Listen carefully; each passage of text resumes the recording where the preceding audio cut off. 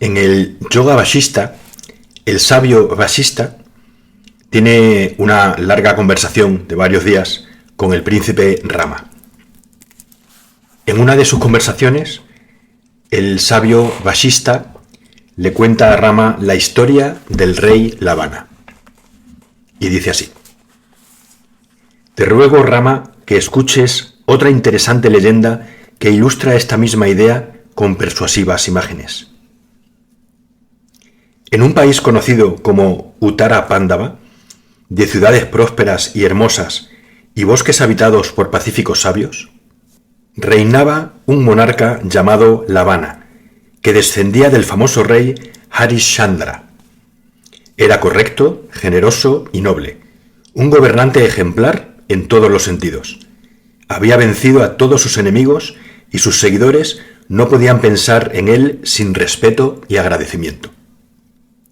Cierto día, el rey estaba en su corte sentado en el trono. Cuando todos los ministros y el resto de la corte le habían prestado homenaje, entró en la sala un juglar y le saludó diciendo: «Voy a mostrarte algo maravilloso, amado rey». Movió un puñado de plumas de pavo real que llevaba en la mano y al momento apareció en la sala un jinete a lomos de un magnífico caballo blanco. El juglar rogó al rey que lo aceptase como regalo y le pidió que montase aquel brioso corcel para dar un paseo. Lavana admiró durante unos instantes el impresionante y vigoroso animal. A continuación, el monarca cerró sus ojos y se quedó inmóvil, como si estuviera hipnotizado. Al verlo en aquel estado, toda la corte quedó muda de asombro. En la sala del trono reinó un silencio absoluto que nadie se atrevía a romper. Después de algún tiempo, el rey abrió los ojos y comenzó a temblar como si algo le atemorizara enormemente. Sus ministros acudieron a sostenerlo porque parecía a punto de desplomarse. Lavana se asustó mucho al verlos y les dijo: «¿Quiénes sois y qué pretendéis hacer conmigo?». Los ministros le respondieron muy preocupados: «Señor, tú eres el monarca de este poderoso reino y una ilusión mágica se ha apoderado de ti. ¿Qué ha ocurrido en tu mente? Solo los que están apegados a los pequeños objetos de este mundo y a las falsas nociones de la vida son afectados por este tipo de aberraciones mentales, pero alguien como tú, devoto del Ser Supremo, no sufre estas fascinaciones. Solo el que no ha cultivado la sabiduría puede ser afectado por drogas o encantamientos, pero el que tiene su mente plenamente desarrollada como tú no puede ser víctima de tales hechizos». Al oírlos, el rey recuperó parcialmente su compostura, aunque cada vez que miraba al juglar se estremecía de angustia y le decía: «¿Qué me has hecho, mago? Me has apresado en la red de la ilusión. Hasta un sabio puede caer en las redes de Maya. Aunque mi cuerpo es fuerte y tengo una mente sana, he sufrido espantosas alucinaciones en este corto espacio de tiempo». Volviéndose a los miembros de la corte, el rey contó entonces lo que le había pasado, mientras había permanecido con los ojos cerrados. En el momento en que vi que el juglar agitaba las plumas de pavo real, salté sobre el caballo que había frente a mí y fui víctima de una poderosa ilusión mental. Creí que iba a una cacería. El caballo me condujo a un árido desierto en donde no había un ser vivo ni crecía vegetal alguno, donde no había una gota de agua y reinaba un frío intenso. Después de pasar allí un día entero, comencé a sentir miedo. Piqué espuelas y cabalgando sobre el mágico caballo, crucé aquel desierto y encontré otro paisaje menos hostil e inhabitable, en donde encontré un árbol y me tendí a descansar bajo su sombra. En aquel trance, el caballo se escapó y no volví a verlo.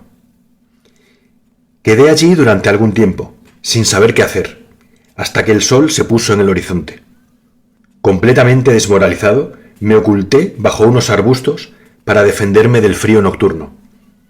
La gélida noche pareció durar un siglo. Por fin amaneció un nuevo día. Cuando salió el sol, vi a una horrible muchacha, vestida de negro, que llevaba sobre la cabeza una cesta de alimentos. Me acerqué a ella y le pedí que me diera de comer, pues estaba muy hambriento, pero ella continuó su camino sin hacerme caso. Seguí tras ella, insistiendo en mi ruego, y finalmente me dijo: «Te daré algo de comer si te casas conmigo». Le dije que sí, porque solo pensaba en sobrevivir.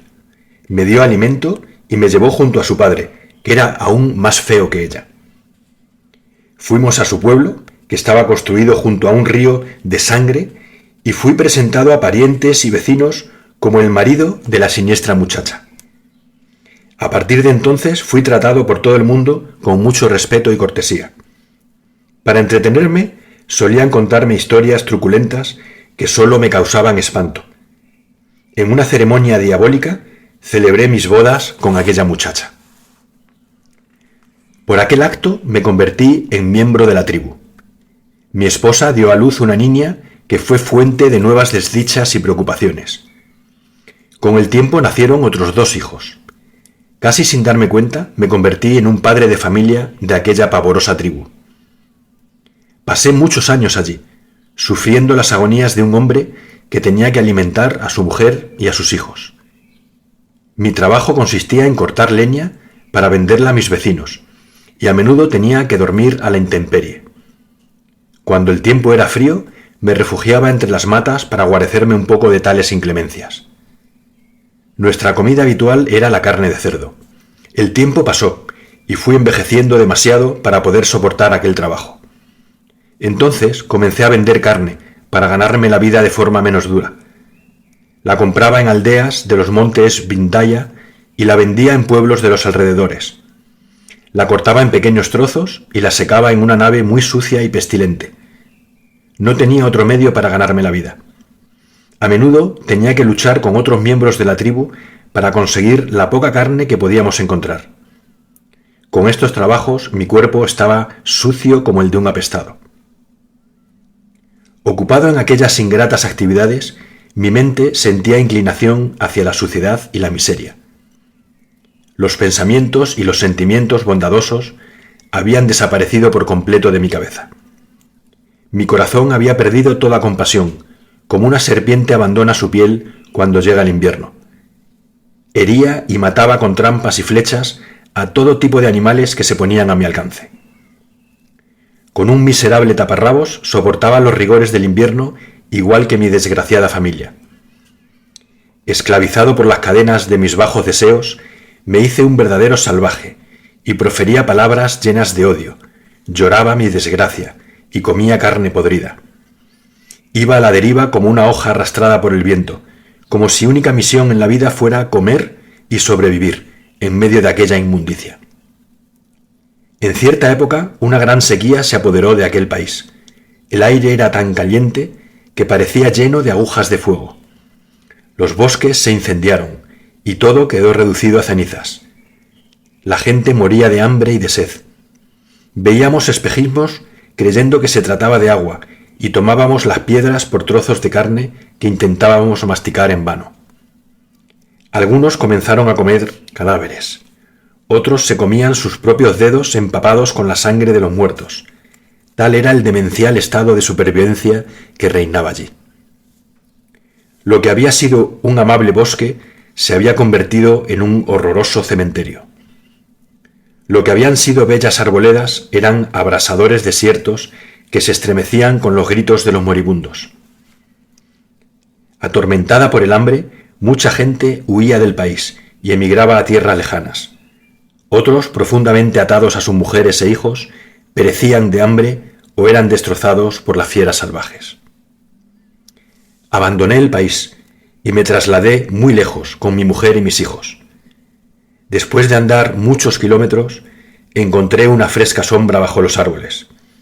Deposité cuidadosamente a mis hijos, que había transportado sobre mis hombros, y permanecimos allí durante algún tiempo. El menor de mis hijos era muy pequeño e inocente, y el más querido de mi corazón. Con lágrimas en los ojos me pedía comida. Aunque le dije que no había nada que comer, era incapaz de soportar el hambre y seguía pidiéndome comida en su cándida inocencia. Desesperado le dije: «De acuerdo, come mi carne». El inocente niño exclamó sin pensarlo: «¡Dámela!». Me sentí emocionado y lleno de piedad. Comprendí que el niño sería incapaz de aguantar el hambre mucho más tiempo. Decidí que el mejor método de poner fin a todas aquellas desdichas era suicidarme e hice un montón de leña con la ayuda de unos árboles cercanos. Cuando subí a la pira funeraria, sentí un fuerte estremecimiento y me encontré en esta corte, rodeado por todos vosotros que me saludabais y os preocupabais por mí. Cuando el rey acabó la narración, el juglar desapareció de repente. Los ministros dijeron: «Señor, no era un juglar auténtico, porque no ha pedido dinero como recompensa. Seguramente se trataba de una divinidad que quería demostrarte a ti y a todos nosotros el poder de la ilusión cósmica. De todo lo que has contado puede deducirse que la apariencia del mundo no es más que un juego de la mente, y la propia mente no es más que un juego del ser omnipotente e infinito. Esta mente es capaz de engañar al hombre más sabio. ¿Dónde estaba de hecho vuestra majestad, versado en todas las ramas del conocimiento, y dónde aquella desconcertante ilusión? Seguramente no se trataba de un vulgar truco de magia. Los magos solo trabajan con cosas materiales. La ilusión que nos has referido es algo mucho más poderoso. Por eso desapareció el juglar sin pedir recompensa alguna». Vashista terminó de esta manera su narración y dijo: «Yo estaba en aquella corte y vi todo lo que os he contado con mis propios ojos. La mente oculta la naturaleza real del ser y crea una apariencia ilusoria con todos los elementos adecuados. Destruye esa ilusión con la sabiduría, querido Rama, y permanece en paz. En el principio surge una división primordial en el Ser Supremo o conciencia infinita, y se transforma aparentemente en dos: el observador y lo observado, el sujeto y el objeto. Cuando el observador quiere coger o comprender lo observado, se produce la mezcla del sujeto y el objeto, y la confusión de la realidad con la apariencia. A causa de esta confusión, brota en la conciencia infinita el concepto de limitación. La mente limitada produce en su interior todo tipo de ideas que la debilitan, conduciéndola al sufrimiento. Esas ideas y esas experiencias dejan su huella en la mente, dando lugar a las impresiones o vasanas que en su mayor parte permanecen dormidas e inconscientes. Cuando la mente se libra de ellas, cae el velo de la ignorancia, como la bruma despejada por el sol, y se desvanecen todos los pesares.